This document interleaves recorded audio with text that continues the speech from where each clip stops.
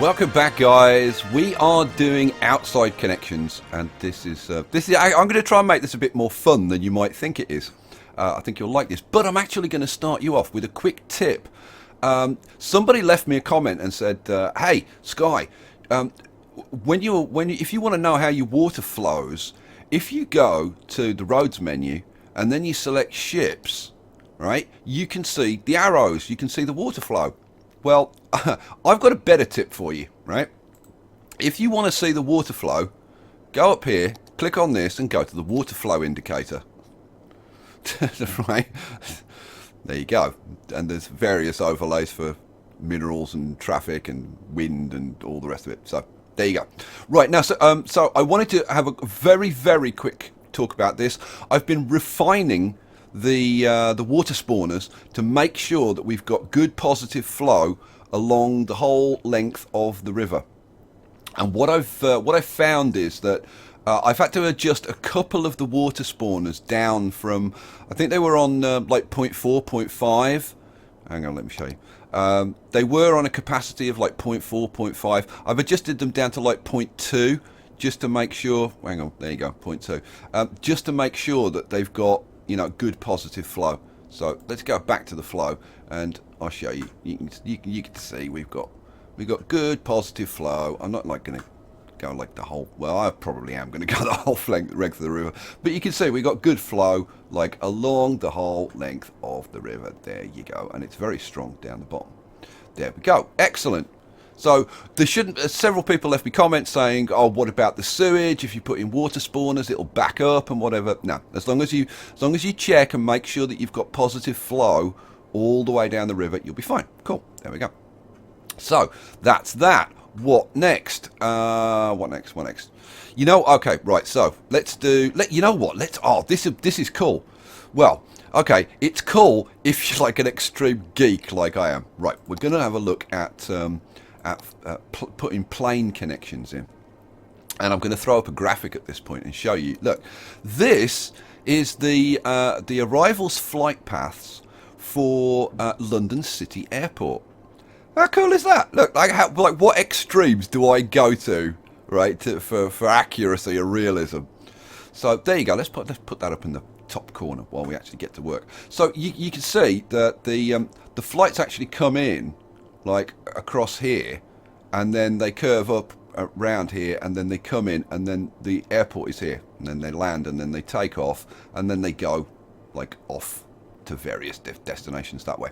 Now, if they're coming in from this direction, right, and they come in this way, they're landing at runway 09, right? But if the wind direction is wrong and they have to come in the other way, there's only one runway for them to land on. But if they come in the other way, they land on runway 27. How about that? So there you go. A little bit of trivia there, a little bit of airport trivia. All the plane spotters will be going, "Oh, that's very interesting. Thank you for telling me that, Skye." Right, so there you go. So we're going to mirror that. I'm like, why the hell not? Let's do it. You know, let's have it realistically. So we'll start from here, and we'll bring our flight path in along, yeah, probably to about there. And let's switch to the freeform, and then now let's see. I want to come out, yeah, probably to about there. Bring it round up here. Then we're going to have a bit of a steep bank as we come across here. Then we'll straighten up for a nice landing at the airport. Let's zoom in a bit so you can actually see. So we'll have a nice landing at the airport. Then they'll take off. They'll come over here. And then they have a nice bank. I think it's nice when the planes take off and then bank as they climb. And we'll probably have them going off, I don't know, like over here somewhere. There we go. Right, cool. So that's one flight path. Now, there is another airport down here, which I think it might just be on the map. I'm not sure. It might be just off, but it might be just on. And it's Biggin Hill, which is a very, very famous airfield. It was famous during World War II. You know, Battle of Britain, Spitfire and Hurricane squadrons were stationed there. It's also where the RAF's pilot officer selection takes place. And I wonder how I know that. Well, because I went to Biggin Hill for pilot officer selection when I joined the RAF. So there you go. So I'm gonna get lots of comments about that, I bet. Right, moving on. What else was I going to do? Now, you've got Heathrow coming in over here, and yeah, we could put. You've only got 4 plane connections. I think that we're just going to leave it at that because, like, we're not going to put Heathrow in. Heathrow is actually like over here. Yeah, I mean, if somebody wanted to put it in here, you can, and then your flights will come off this. They'll connect from here. So it kind of is what it is. I think we'll just leave it at that for now.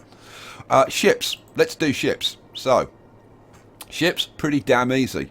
You start off the map, and then we're going to come up here, and you just like paint in the route for the ships to go.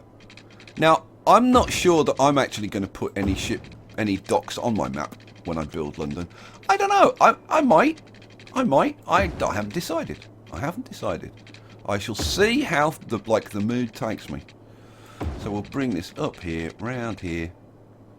Now, one thing, as I get closer to the narrowing of the river, you'll see that it becomes more difficult for me to put this in because the whole of the width of this has to be on water. If you go onto the land, it says water required. Even if it's part of it. So you have to keep this on the water. Here we go. So I'm probably going to take this. Oh, come on. Should be able to. I should just about be able to get this to come up here.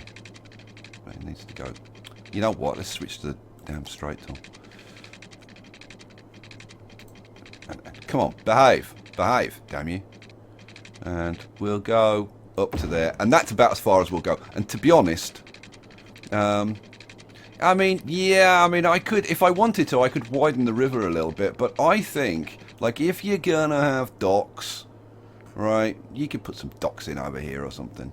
I mean, you don't really have like great big ships. So, I mean, well, yeah, I mean, you kind of do. You kind of have stuff coming up, probably as far as Tower Bridge and a little bit beyond, but not very much further. So I think we're going to leave it at that. If you guys feel really, really strongly about this, leave me a comment. I am open to making changes. Like if you say, oh, come on, Skye, you know, like maybe make the river a little bit wider in this section, you know, and so that the ships have got more room and room to turn around and stuff, and we've got room to put docks in or whatever, then yeah, I'm open to suggestions, and I may even change it myself when I do the final play testing. I'll see how it behaves, and if I think the river needs to be a bit wider, then I'll widen it or whatever. But that's the evolution of the map. Right, what next? Now we've got, what we're left with is trains and highways. Oh joy. I've now got like 6 million highways to put in. Now I've gone back to my full map on the overlay. So let's raise that puppy up. Here we go. And let's make it a bit bigger. Boom, boom, boom, boom, boom. Now, one thing I didn't mention about the overlay maps is they have to be exactly square. If they're not square, then it will make, when it imports them, it will make them square and they'll be distorted. Okay, so they have to be square. Okay, did I say that enough? It has to be square. Right, now I've got to try and kind of line this up a bit. You know what? Why don't I line this up and then we'll kick into a bit of time lapse while I throw in some of the highways, and I guess we'll do the railways as well. Won't that be fun? Oh, a couple of things before I start, and these are kind of important with your roads. First thing, with roads, no, let's go to the roads, then it'll tell me. You can only have 4 incoming and 4 outgoing road connections. Now, that means you can only have 4 of these highways that connect to the outside of the map. But if you want to be sneaky and have more roads than are allowed than the 4, and like, we need like the M4, we've got the M1 coming down here, we've got the M11 coming in here, we've got whatever the hell this is, there's like the A12 there, I'm not sure what this one is, I can't remember, and then we've got like the M25, which is coming round here. We've got the A2 and the A20, which go... Is it... Actually, is this... I think this is the A2 and the A20, maybe. I've got to look at the map. And then, like, we've got the A3, M3 down in this area. So we've got more than 4 highways that we want to represent. Well, what you can do is if you put in something like the M25 orbital motorway, right? So we've got the M25. Now the M25 actually goes off the map here, but if I wanted to be sneaky, I could connect the M25. Well, you know, maybe from one of these 2 roads, connect the M25 round here, right? Which I'm going to do, and then I can have several roads going off to meet that highway. Right, and then I'm just going to have like one connection going off over here, one on the east side, one on the west side, one north, one south, right? And then I can hook up as many roads as I want to that road that's going around the outside. So that's kind of a way around it if you kind of want to go that route. So yeah, that's the first thing. The second thing is, and this is important, when you put your roads in, you have to put them in right side traffic, okay, so American style or continental style. And then if the user wants to play it with left-sided traffic, they click the option on the map and it switches them round. Okay, if you put it in left-sided, if people choose left-sided, it'll actually be right-sided. Did that make sense? I hope it did. Right, now I've already put the M4 in, right? So I think it's time to go and put in the M1.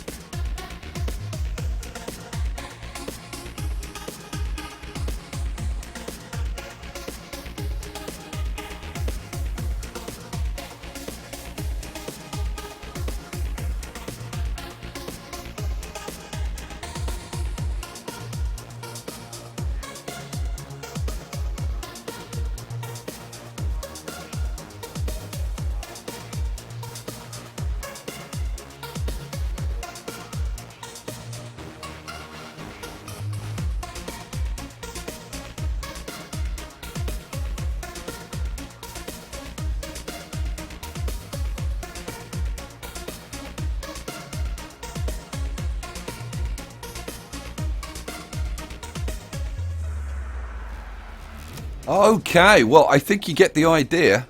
We've got the M4, we've got the A3 coming in here. I think this is either the M2 or the M20. I don't know. But you can see I've put the M25, or at least one lane of it, round here. Hooked it up at both ends with these junctions. I can now put in additional roads coming off here if I want to. And I'll probably do something similar around here, so that traffic can come out here as if it was going out on the M11, but obviously it won't be. And I'll make some decisions, because we've got two highways coming off on this side. I don't know whether that's the best thing.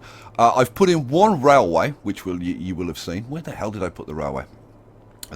Where the hell did I put the railway in? I can't even remember now. Where did I put the railway? There's a railway somewhere and I can't see the damn thing. Oi, where have you put my railway? There, oh, there it is. There it is. This is the main line out to the southwest, and I would think that this is the line that comes into Paddington. I'm sure people will confirm or deny that. I've got to decide which are the main lines that I'm going to put in. Obviously, we're going to have the main line that goes up to Birmingham in the north, which would be coming into what, King's Cross, I guess. And then we're going to want something coming in from the east, which would be coming into probably Liverpool Street Station, which is kind of in the city over here. And then we're going to want something coming up from the south as well. Probably, oh, well, you know what would be really cool would be to do the train that goes to the Channel Tunnel and comes up and ends up at Waterloo, which is like, Waterloo is like, I don't know, some I think Waterloo's about in this kind of area here. So yeah, I guess we should do that. Those are probably the four that I'll put in, because we are limited to 4 train connections as well. I'm going to have a think about that. I'm going to have a play about that. The next episode will be the last episode, and I'll be finishing stuff off. And you're probably thinking, well, what else have you got to do? Well, there is other stuff to do. I am going to put in some resources for you guys. So we'll be brushing it with some trees. We'll be making the outside look nice and pretty. I may even raise some of the terrain to make it a bit more interesting. I haven't decided about that. I will be putting in resources for you guys. So that if you want to do farming, like down in the south or up in the north area, you'll be able to. I'll put in some ore. I'll probably put in some oil somewhere just for fun. And we'll be, most importantly, some wildlife spawn points. Because if I raise the map up just for a sec, come on, map. In areas like Richmond Park here. This is a deer park, and over here there's a deer park as well. So I'm going to be putting in the deer. You can actually put in the deer, right? So we'll have the deer in the places where they naturally occur. And I'll probably put, you know, 1 or 2 spawn points around the outside just to kind of make things interesting. Right, so there's still a bunch to do, guys, and I'm going to get on with it, and hopefully you will come back for the last episode, and hopefully I'll be able to confirm when I release that next episode that this is up on the Steam Workshop and available for you to download. So don't miss it.